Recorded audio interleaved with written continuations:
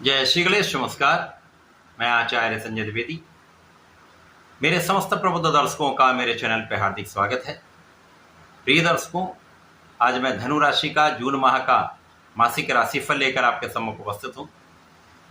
जून माह में जो ग्रहों की स्थितियां बन रही हैं तथा जो ग्रहों के परिवर्तन होंगे वो आपको इस माह में कितना लाभ देने जा रहे हैं, किन भावों को प्रबल कर देंगे, यदि कहीं पर कोई समस्या या अवरोध है तो उसका क्या निराकरण है, संपूर्ण विश्लेषण मैं पूर्ण तरीके के साथ करने जा रहा हूं। प्रिय दर्शकों, इस राशिफल को आप अपने लग्न तथा राशि दोनों के अनुसार देख सकते हैं।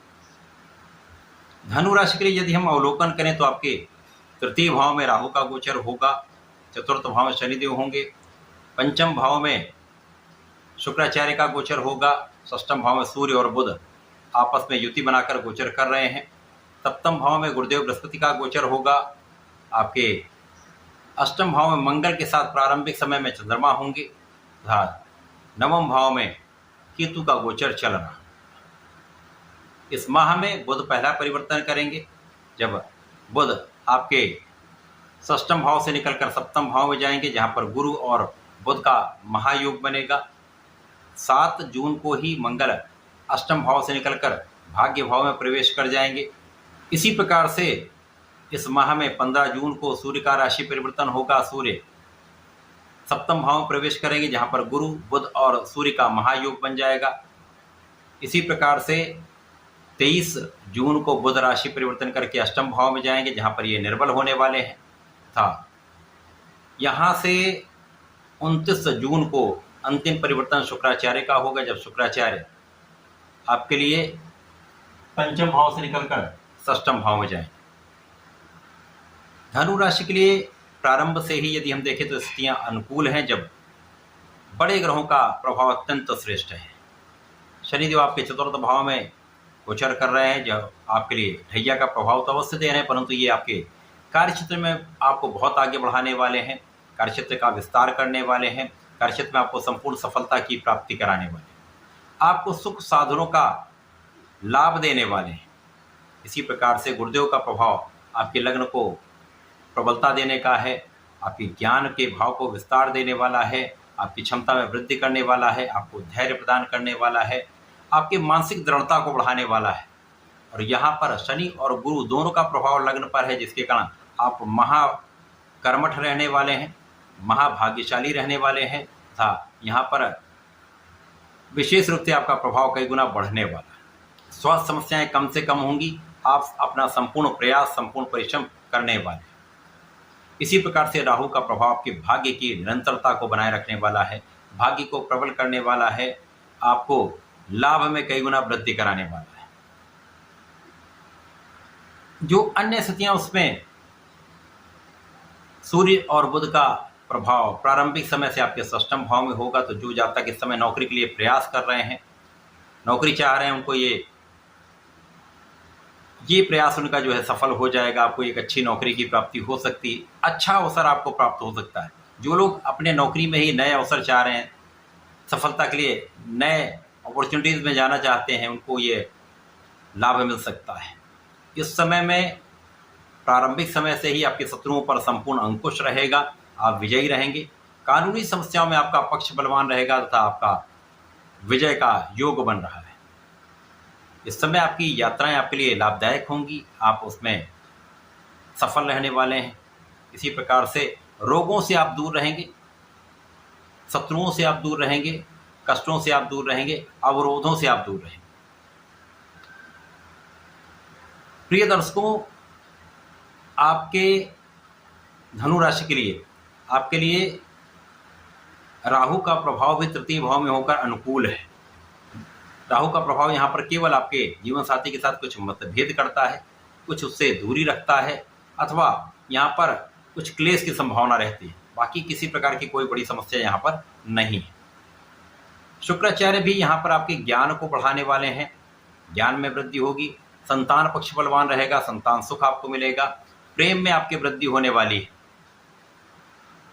जो जातक इस समय परीक्षा की तैयारी कर रहे हैं, उनको अपने पूर्ण मनोयोग के साथ, पूर्ण आत्मबल के साथ अपने पढ़ाई के क्षेत्र में लगे रहना है, मन को भटकने से बचाना। परंतु इस समय में आपकी इच्छाएं पूर्ण हो सकती हैं। इस जून माह में आप इच्छा पूर्ति कर सकते हैं। अब जब इस माह में पहला परिवर्तन बुध का होगा, बुध आपके सप्तम भाव में जाएंगे जहां पर गुरु और बुध का महायोग बन जाएगा, जिसकी सीधी दृष्टि का प्रभाव लग्न पर होगा, जिसके कारण आप इस समय धैर्यवान, ज्ञानवान के साथ साथ बुद्धिमान भी होंगे। आपकी गणनाएं श्रेष्ठ होंगी। यहाँ पर जो कुशाग्र योग बनेगा आपकी बुद्धि को कई गुना श्रेष्ठ कर देगा। तो यहाँ संपूर्ण रूप से आप महाबलवान स्थिति में रहने वाले हैं।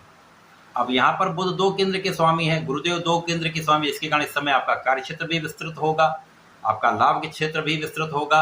आप भी स्वयं बहुत स्वस्थ रहने वाले हैं, बहुत प्रभावशाली रहने वाले हैं। इस समय आपके आध्यात्मिक गुणों में वृद्धि होगी।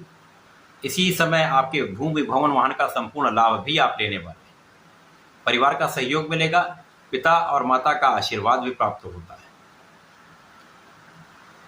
मंगल जो अष्टम भाव में है, यहाँ से इनका परिवर्तन आपके भाग्य भाव में हो जाएगा। अब यहाँ से स्थितियाँ अत्यंत प्रबल हो जाएंगी। मंगल मित्र की राशि में जाएंगे, भाग्य भाव में जाएंगे, राहु के प्रभाव में होंगे, परंतु यहाँ पर मंगल बलवान हो, जिसके कारण आपके भाग्य का संपूर्ण साथ मिलेगा।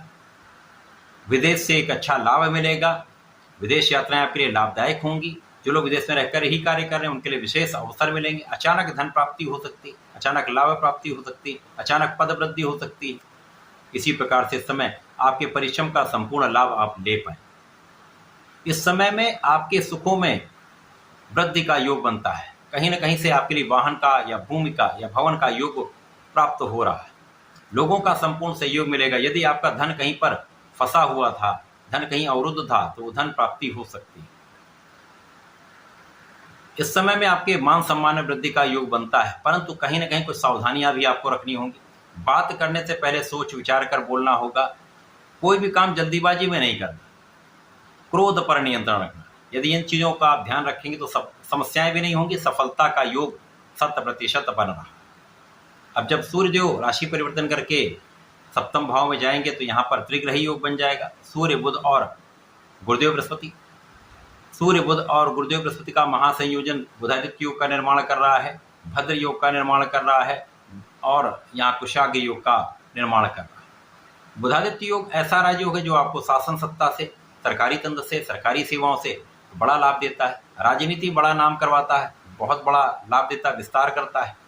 भद्र योग एक पंच महापुरुष राजयोग है जो आपके ज्ञान से, आपकी बुद्धि के बल से, आपकी शिक्षा के बल पर, आपकी गणनाओं से, आपके वाणी के बल पर, आपके कला क्षेत्र के ज्ञान के बल पर बड़ा यहाँ पर लाभ मिलता है। समस्याओं का निस्तारण करने का पूर्ण योग आप बना लेते हैं। किसी प्रकार की कोई समस्या है, आप उससे निकलकर एक महालाभ प्राप्त करते हैं। अब यहाँ पर नेतृत्व की क्षमता भी आपकी कई गुना बढ़ जाएगी। कार्य का विस्तार भी होगा, अधिकार क्षेत्र का भी विस्तार होगा। यहाँ पर आप फोकस्ड रहने वाले हैं। अब धनु राशि के जातक वैसे भी अपने लक्ष्य पर केंद्रित होते हैं। ये समय आपके लिए अत्यंत अनुकूल है, जब आपका पूरा ध्यान अपने लक्ष्य पर होगा। और जब लक्ष्य पर आपका ध्यान होता तो आप उसको अर्जित भी कर लेते हैं, प्राप्त कर लेते हैं। ऐसा योग बन रहा है। सफलता का पूर्ण योग यहाँ पर प्राप्त होगा। जब बुध पुनः परिवर्तन करेंगे, अष्टम भाव में जाएंगे, तो यहाँ पर कर्म क्षेत्र तथा सप्तम भाव के स्वामी का गोचर अष्टम भाव में कुछ निर्बल हो जाएगा। और यहाँ पर चंद्रमा की राशि है, जिसके कारण यहाँ पर समस्याएं आएंगी। कुछ मौसम के रोग हो सकते हैं, एलर्जी की समस्या हो सकती है। कार्य क्षेत्र में प्रयासों के बाद भी आप उतना अधिक सफल नहीं हो पाते, या उस समय आपको ऐसा लगता है कि मैं कहीं पर जो मैं करना चाहता हूँ उतना मैं नहीं कर पाया। ये असंतुष्टि की भावना हो सकती है। जीवन साथी के साथ कहीं ना कहीं कुछ समस्याएं, जीवन साथी के साथ स्वास्थ्य समस्या, ऐसी समस्या भी होने का योग दिखता है। जब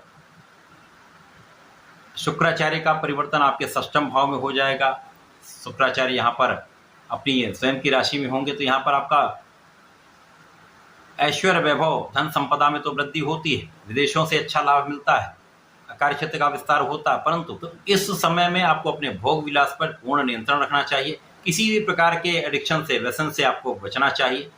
किसी भी विवाद में पड़ने से आपको बचना चाहिए। यदि आप ऐसा कर लेते हैं तो इस समय में जून माह में आपकी समस्याएं कम से कम होंगी। लाभ 100% आपको प्राप्त होगा। जून माह का संपूर्ण लाभ आप ले पाएंगे। इस पूरे माह में आपको नियमित रूप से भगवान भोलेनाथ की आराधना करनी चाहिए।